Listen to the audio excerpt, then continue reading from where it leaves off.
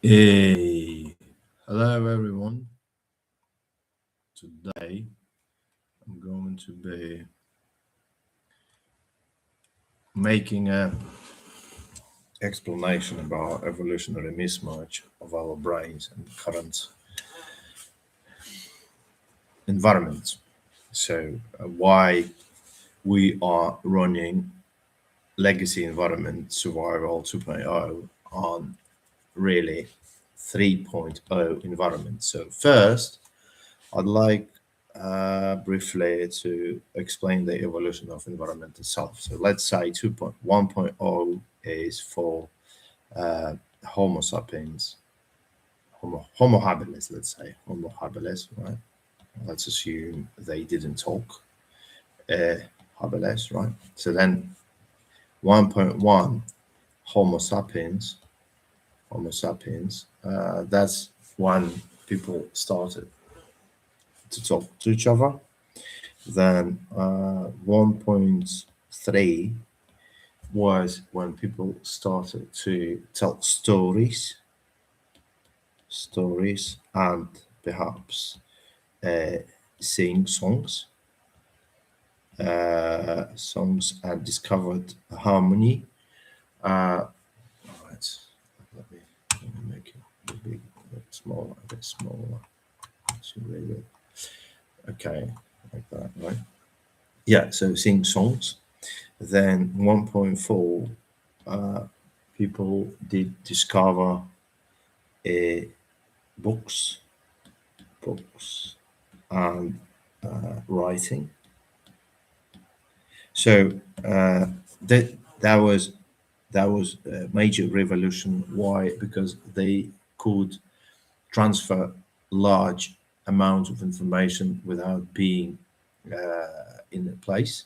So, for example, here 1.1 or 1.0, 1.2, 1.3, you needed to be there in order to be the source of information, right? So you can't really, well, you can tell a story about something, that's a bit like how to, but in majority of the cases you're supposed to be there, right? So it has to be a physical contact between parties in order to be a source of information and a consumer of information, and hence that's supposed to be sort of physical connection, which was a limiting factor for the information spread, right? So if some idea appeared somewhere, you couldn't get anywhere else until it's just like physically interacted with person to person.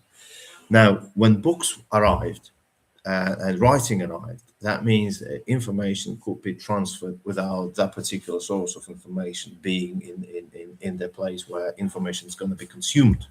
And that was the revolution of the informational technologies, right? So that's that. Then printing press was discovered, and printing press, what was it, 1.6, let's say, printing press, where information could be delivered to many people at once. So if beforehand, when somebody is writing something, and this is a single copy, then rewriter, you're supposed to have several people sitting and rewriting it, and that was slowed down. Well, despite the previous stages, it was quite fast and efficient, but in comparison with printing press, it was a bit, slow. While press allowed us to distribute huge amounts of information, like 1.7, I think that was the radio and telly. We can drop telly there as well. So what that means is now the speed of the distribution becomes much faster, like speed of light, so to speak. So you've got a receptor there, like radio station and radio transistor, what you call whatever. So and you consume information instantly. You can transfer text, you can transfer voice, and with the telly you can transfer a picture, an image, a movie, and then it was a color TV and so on, right? So next stage, which was like 2.0, 2.0. That was internet delivery. Internet, right? Internet. So internet speed up this information spread even fast, even like put on the other level, and so that's that. And 3.0, this is what we are getting ready for, and well, we're supposed to be ready, but we don't have a choice. We are not ready, so we have to think about how to prepare ourselves and how to survive in this age. It's artificial intelligence, right? So now we not only having information spread in the blink of an eye, but also we have a massive amount of information could be delivered on demand, and we can have anything like just a click of fingers. So that's the 3.0 stage of informational environment. Right. So what the problem? The problem is that we have the hardware designed for 1.0. The hardware wasn't updated since, and because the development of informational technologies is so rapid, it was simply not enough generations to create adaptations for that. And also, we don't know which way adaptation is supposed to be. Like anyway, right. So why this important? Why this is important? Because we have to understand what is our conscious choice or biological imperative or biological gravity. Because sometimes, A, we are doing some mistakes, not because we're stupid, but because our hardware is letting us down. So in order to understand the danger of this, we have to understand where reactions came from. Once we understand that, we could do the following. We could first articulate the reaction, articulate the reaction. Two, understand an impact, understand an impact of that reaction. So we could understand what that actually designed for, and then we could understand what's the result of the reaction, what's the how can we get a profit of it. Okay, so that's that. So ancient hardware, here you see how ancient hardware appeared. Okay, so you see that table. So you see we've got fear, we've got fear, rage, let's say, stay alive. It's quite old thing, like 500 million years ago. Dinosaurs had fear, had fear. Who else? Like everybody. I can't say everybody, can I?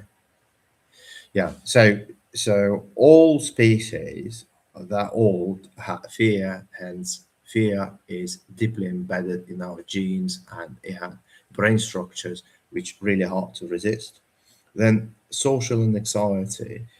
Important thing is like it is old because organism organisms became social that long ago, 200 million years ago, and this is like dinosaurs, like it's really old thing. uh, and that's why we have social anxiety. We want to be confirmed, we want to stay in the park, we want to look like other people, we don't want to be sort of outstanding and so on and so forth. That's really old reaction. So then status reaction, shame, like 30 50 million years ago, I believe that is about mammals, right? Because like monkeys could laugh, rats could laugh, and we went in different branches roughly like 50 million years ago. Like we were all mammals, like little rats there, and then some of us became elephants, and some of us became humans, and so on. And that's quite old, and like we've been social since. And ergo, relatively new discovery of the evolution, but also like 2 million years is a lot. So we are, but about ergo, I'm going to be talking separately in separate discussion, right? Because that's quite that's something. This is like ergo, probably number one reason of elimination of deposits on exchanges and so on. That's like number, yeah, I don't know, number one. Let's say rage as well, rage and fear as well. Like number, but that's numbers even perhaps. So both of them are quite strong. Anyway, right. So getting further. So fear, aggression, that's reptilian layer. Right. So let's talk about mammals, right? So let's say, and we take human reactions into humans. Okay. So what did we have? Like rage, 500 million. Okay, 500 million. Let me write it down. Like 500 million years ago. So that's 500 million years ago. So that's 500 million years. The mechanism responsible for rage was polished. How did it go? Let me explain. So let's say we have one generation and we've got group of particular species, but like because we have common ancestors. So let's say, and let's say it was the following. So we have normal distribution, right? And on this axis we have rage from 0 to infinity. And here we've got number of what? Animals, right? So in those animals, in their brains, there are particular structures responsible for rage. Now, for some, those structures are not working. They're really like weak, right? And for some, they are sort of normal. And for some, they just like go and kill straight away. Now, so what happens? So the brain of an animal is accepting information like eyes, let's say ears, something else, I don't know, whatever, right? Accepting the information, and it's getting reaction, which is rage, right? Getting rage, getting angry. And if reaction is adequate, then this brain survives. And those features in the brain which were responsible for the rage are also propagating the following generations. Now, so what happens here? Like those dead straight away, they didn't respond, they didn't fight for themselves, they dead. Those ones are sort of okay. And that's the anatomical part, which is also imprinted, which is also designed by genes, and genes went to the next generation, and then the anatomical structures appeared in the kids and kids of their kids and so on and so forth. So what happened here is that iteration happened in, let's say, and because situations is not like one single fight per life, right? So let's say we've got like n fights per life, and for one generation. So we're basically what we're having n times generation. And if it was 500 million, let's say roughly one animal lived, I don't know, 3 years, let's say, right? Or 5 years, 5 years. Like, I don't know how long dinosaurs lived, and I don't know how like others, but like mice live like a year, or 2 years, 3 years, whatever. Humans do live like, did like, I don't know, 25, 30 years. So roughly, let's say it was 5, right? So if we divide it by 5, so basically what we are having here is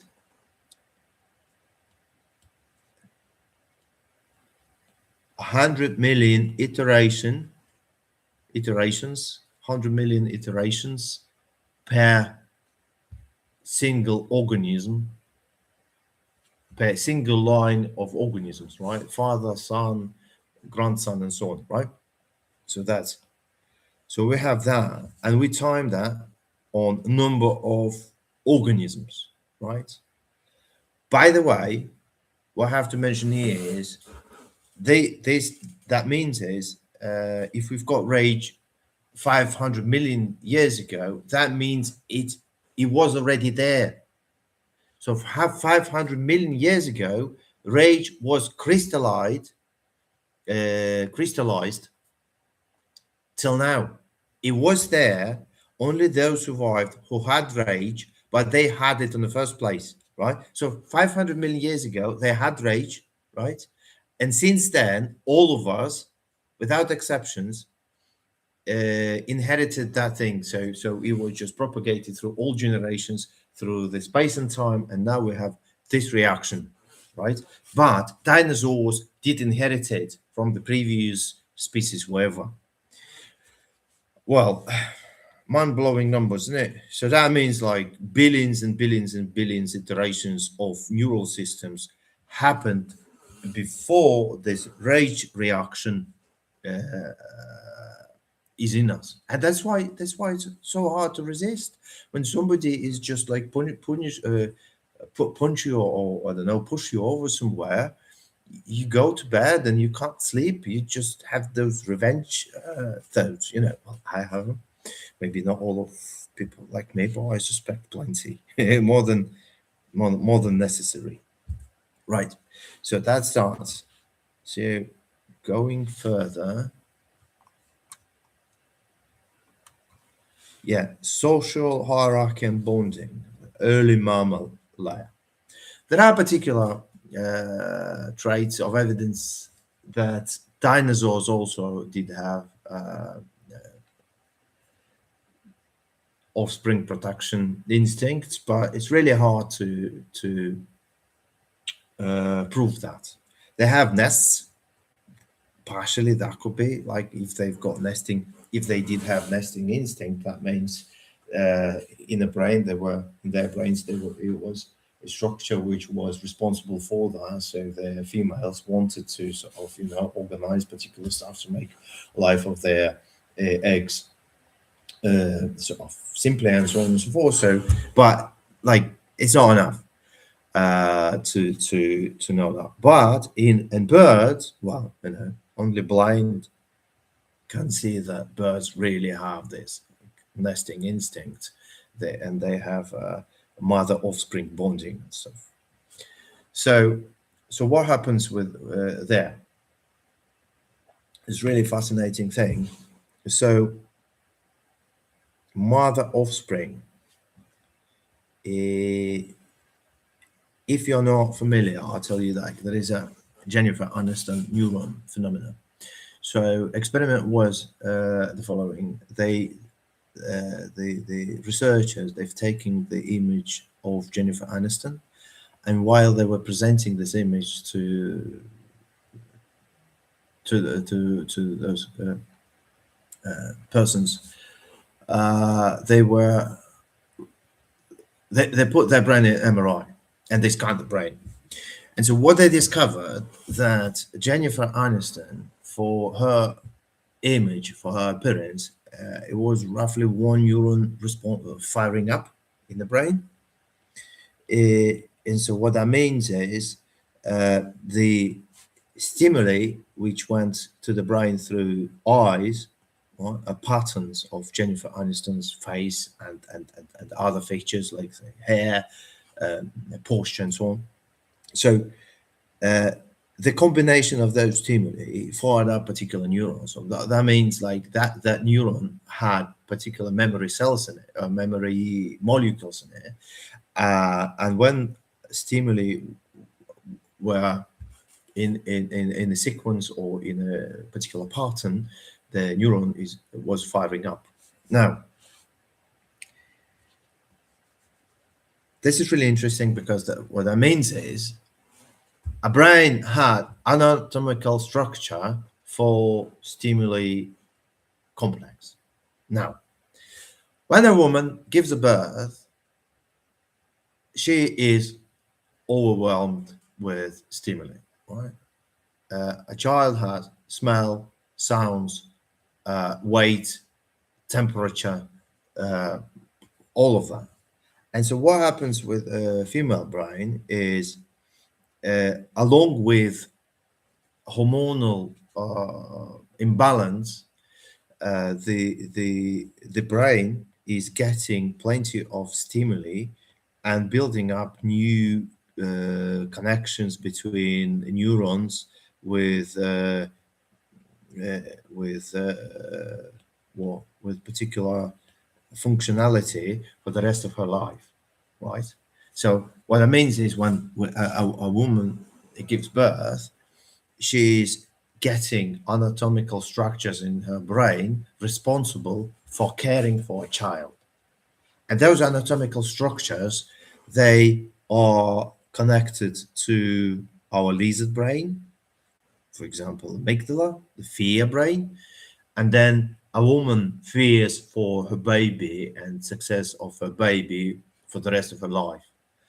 Similar similar things are happening with the male brain, like a man's brain, but in different manner with different hormones. So, for example, if for a woman, most important hormone is is it like that?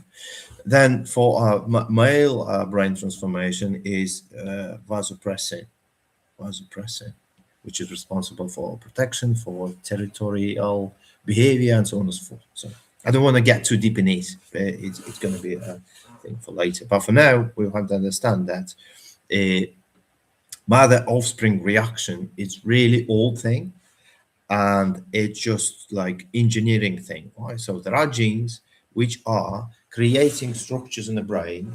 Those structures are waiting for particular complex of stimuli. When stimuli appears, those structures are getting activated. They are rebuilding themselves. They are getting interconnected in other brain structures, and the brain itself is becoming focused on most important part of the biological task, which is providing and protection, and that's that. And it, it seems like it's really old because birds have it, we have it, all mammals have it. Hence, like mammal, a name mammal is mammal because like milking functions of a female. See, mammals, yeah. Right. Feeling on anxiety, distress, separation from a group also important thing is because like we were like for a human being it's not possible to survive in Africa and not being a part of a group. So solo is death. So that's why we have some reactions also embedded in the brain, and there are anatomical structures which are reading complex of stimuli in order to generate particular reaction. Uh, so and that's why when something goes wrong in terms of our social interactions, we feel not really good. Yeah, but that's about ego discussion, right? So what else? Ranking with the group, pride, high status, shame, low status. Yeah, that's all things as well. Now I want to let me have a look. What was it? Yeah, I have to describe another phenomena is the uh, social stress. Let's say. So it seems like when people are young, when they're kids and they're teenagers, they interact with other people a bit more than the older ones. 35 plus, they stop being that social and they become more isolated from each other. So first, what I have to say about is like false positive incline here. or false positive bias. So what means false positive? So let's say we've got, like, humans are 2 million years ago. 2 million years ago, right? First humans. Now, let's say we have fine-tuned brain structure for malevolence. Now, in order to survive, you have to react on any traits of malevolence in your surrounding from people. So what that means is there is a library of features of malevolence, right? So glance, let's say glance, voice, what else? Irritation,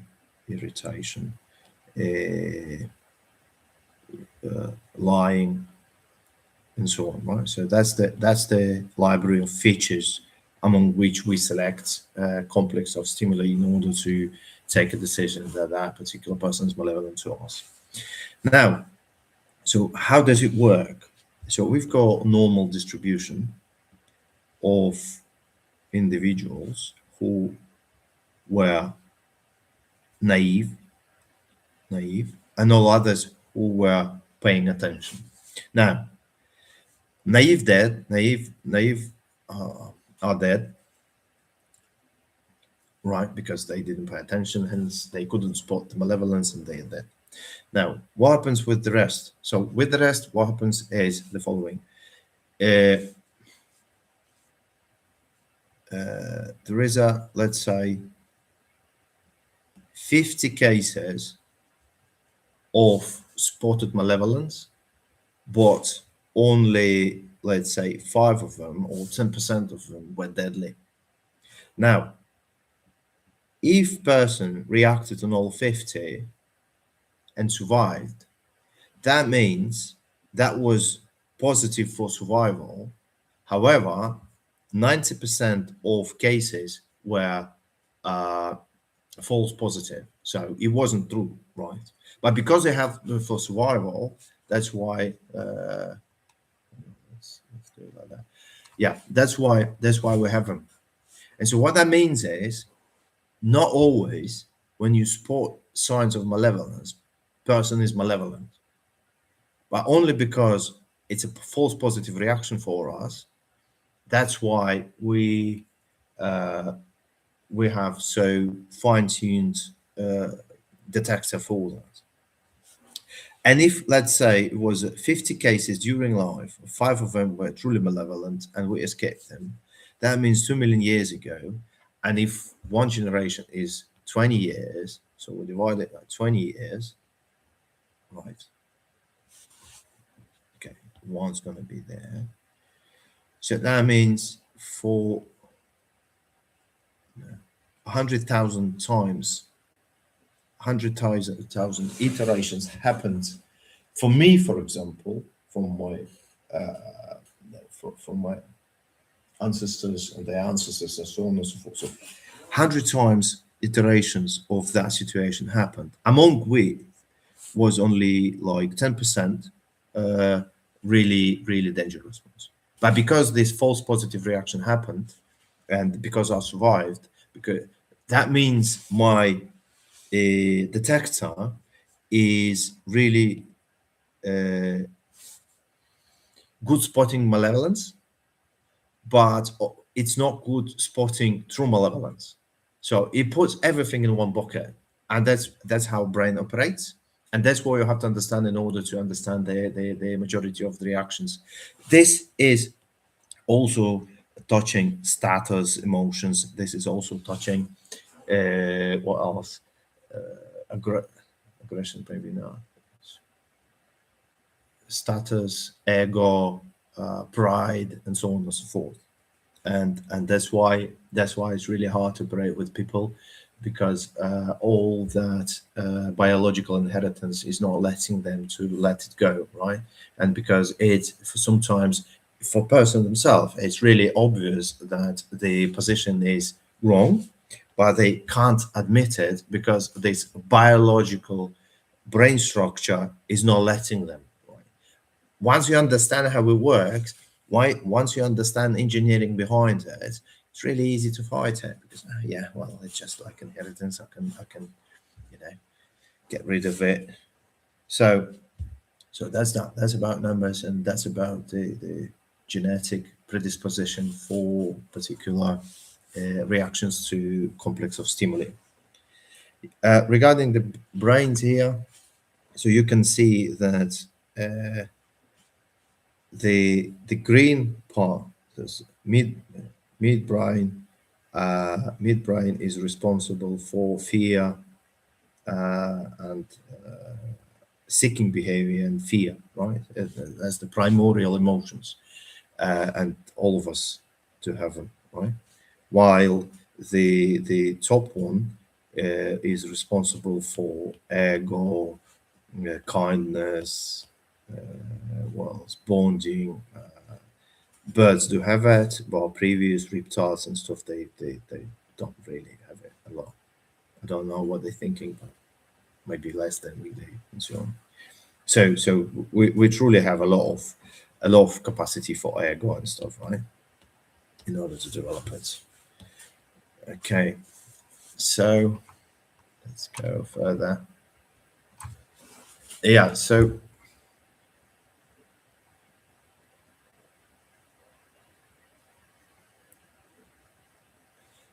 rise. We'll have to do. Yeah, we'll leave it for later. Okay. I'll probably put ego in the next one, and for now, it's just like dominance, chain of command, amygdala. Yeah. Okay. So basically, what we've got is we've got again my beloved normal distribution, and we've got like number of generations, number of situations as M, situations, where a neural system is supposed to react. So here we've got underreaction, and here we've got overreaction. Let's say there are some cases where overreaction also leads to death. For example, if somebody fights all opponents all the time and goes really hard, they waste all their energy, and then they can't really survive because they die of hunger or whatever. So it's just theoretical assumptions, but you know what I mean. So basically, we have to have in the middle the reactions which led to survival, and they were optimal, suboptimal, right? So everyone who was in the middle of our normal distribution for particular trait, for rage, for example, they survived, they dead, and they dead, and the number of iterations which led uh, to genetic modifications and then brain structures based on genetic modifications, or let's say epigenetics, but also you have to have those genes inside for them to be activated. So the formula basically is, so you have a time span divided by generation lifetime, and then time. Yeah, hang on. No. Oh, come on. No. So we get number of generations, which is time on Earth, divided by generation lifespan, right? So that's the generation, and then we get a number of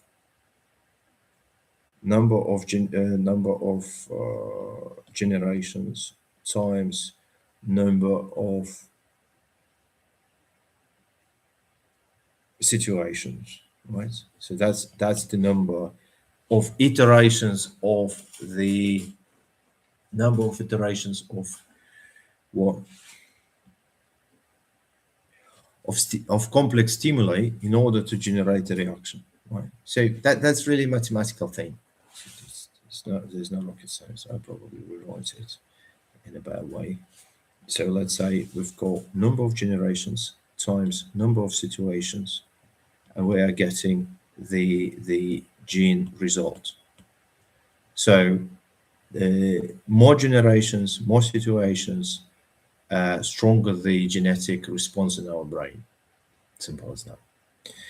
And I don't know, maybe LLM would create some formulas to calculate particular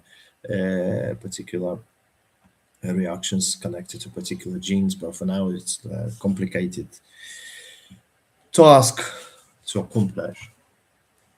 So important things here are all the emotions not negotiable.